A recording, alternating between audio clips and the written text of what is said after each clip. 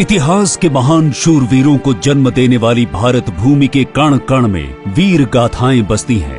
भारत की इस वीर उर्वरा वसुंधरा पर वीर गाथाओं की इस सूची में नया अध्याय उस समय जुड़ा जब 18 अगस्त 1700 के दिन पेशवा बालाजी विश्वनाथ के घर पुत्र बाजीराव ने जन्म लिया, जिन्हें ऐतिहासिक ग्रंथों में बाजीराव प्रथम के रूप में संबोधित किया जाता है। इन्होंने आगे चलकर मुगल साम्राज्य की नींव हिला दी।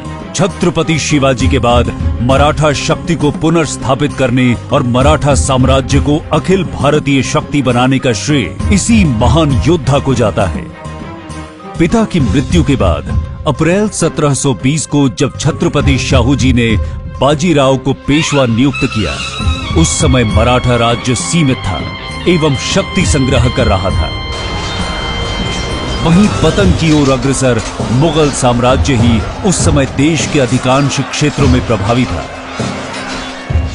लेकिन बाजीराव ने मुगल साम्राज्य का सटीक आंकलन करते हुए छत्रपति से आग्रह किया, हमें इस जर्जर वृक्ष के तने पर आक्रमण करना चाहिए, शाखाएं तो स्वयं ही गिर जाएंगी। अपनी इस रणनीति के द्वारा पेशवा बाजीराव जब मराठा साम्राज्य को विस्तार दे रहे थे, उसी समय निजाम चिनकुलिच खान, जो मराठा साम्राज्य का सबसे बड़ा शत्रु बनकर उभर रहा था, उसे 28 फरवरी 1728 को महाराष्ट्र के पालखेड़ में एक भीषण युद्ध में हराकर उसकी आक्रामकता को विराम दिया।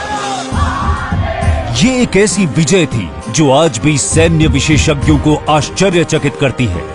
रणनीति के अनुसार लक्ष्य पर केंद्रित बाजीराव ने पहले मालवा फिर बुंदेलखंड में अपनी विजय पताका फहराई और मोहम्मद खान बंगश को परास्त कर महाराजा छत्रसाल को अभय प्रदान किया।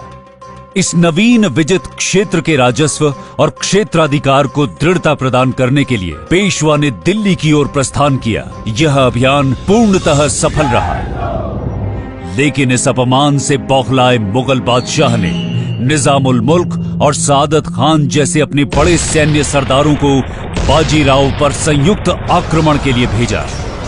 पेशवा ने अपने से कई गुना बड़ी इस सेना को भोपाल के पास युद्ध में परास्त कर दिया। इसके परिणाम स्वरूप तुराहा सराय की संधि के द्वारा मालवा के साथ नर्मदा और चंबल के क्षेत्र भी मराठा राज्य में सम्मिलित कर लिए गए। 20 वर्षों के अथक परिश्रम के कारण पेशवा बाजीराव का स्वास्थ्य बिगड़ चुका था। सैन्य शिविर में भीषण ज्वर के प्रकोप के कारण 28 अप्रैल 1740 को मध्य प्रदेश के खरगोन जिले में नर्मदा तट पर स्थित ग्राम रावेरखेड़ी में उनकी यह पराक्रमी जीवन यात्रा संपन्न हुई।